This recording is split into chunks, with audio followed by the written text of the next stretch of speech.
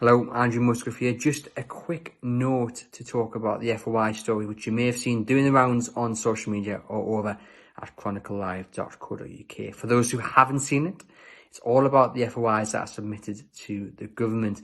My request to several government departments was very simple. I requested any correspondence between said departments and the Premier League, the departments and the Saudi government in relation to the Newcastle United takeover, led, of course, by Amanda Staveley. Now, you might remember our response from the Department for International Trade last month, in which they confirmed they had the correspondence but refused to release any on several grounds. You can catch that over on our website. Last month also, the Foreign Office confirmed to me that they did have the correspondence relating to my request, but we're going to sit a public interest test, which is where they weigh up the pros and cons of releasing that information. Now, after completing that public interest test, the Foreign Office released 24 pages, albeit highly redacted, correspondence between themselves and the Premier League, but refused to release anything from between themselves and the Saudi government. They said doing so would potentially threaten the international relations with Saudi Arabia, and also the correspondence contained some personal and commercial information. Now, those reasons are perfectly fine. The Freedom of Information Act allows authorities to withhold information under a number of exemptions. The emails, though, that it did release are very interesting and have caused quite a big talking point.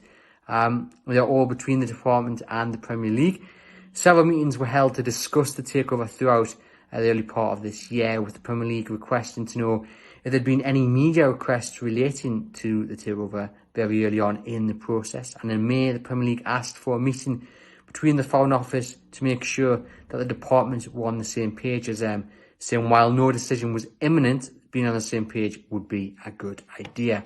Now, sources say that that is to do with timing, as opposed to asking the Foreign Office for any help or backing on the decision. Government sources say that the meetings were simply a way for the Premier League to keep the government up to date on the process of the owners and directors test, given the relationship between the Saudi government and the UK government in terms of trade. It's an important one, isn't it? Now, we asked the Premier League to comment. They didn't on the record.